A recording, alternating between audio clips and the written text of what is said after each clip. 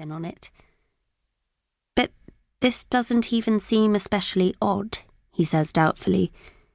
Not wanting to waste time, I grab him by the arm and start to stride through the Leicester Square crowds in the direction of the tube. Liam stumbles after me, reading the report on his phone. It says they've put the museum on lockdown, so nobody can get in there, not even you. Ah, but who said I was going to use the front door? I look back at him, raising an eyebrow. With my free hand, I touch the place below my neck where my mum's black metal key is hanging from a silver chain. It's not just a trinket. It belongs to a secret organisation called the Gatekeepers Guild, and it gives access to underground passageways all over London. Liam frowns. You'll be in serious trouble if Professor d'Oliveira finds you using the tunnels before your trial begins. The professor is my contact at the guild.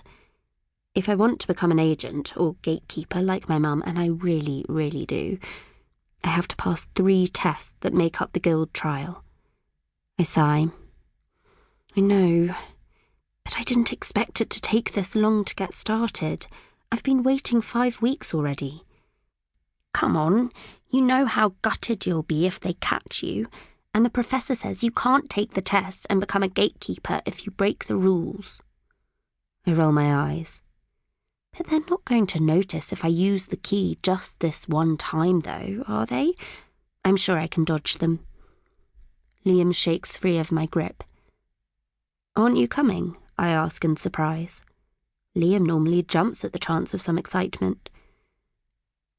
Agatha, you're my best friend, but you're talking about interfering with a crime scene and risking your chances of becoming an agent.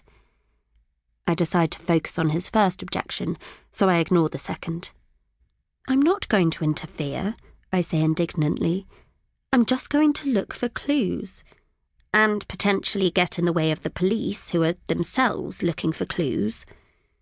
I pause for a moment, wondering whether to try and win him round, but he's wearing his determined look. Okay, I say. Don't worry about it. You can go and find out what they're saying about the murder on the news. We can compare notes when I see you on Thursday in school. Right. Just be careful, though. Oh, it's okay.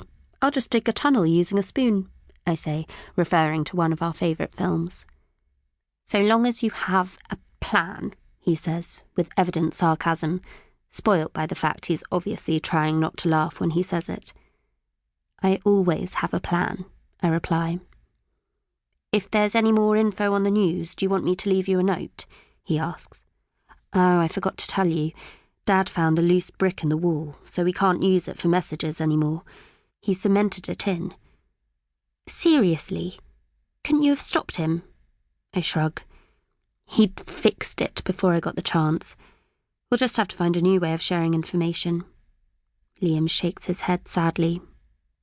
I loved our brick, he says, as if we've lost a dear friend. I shrug again.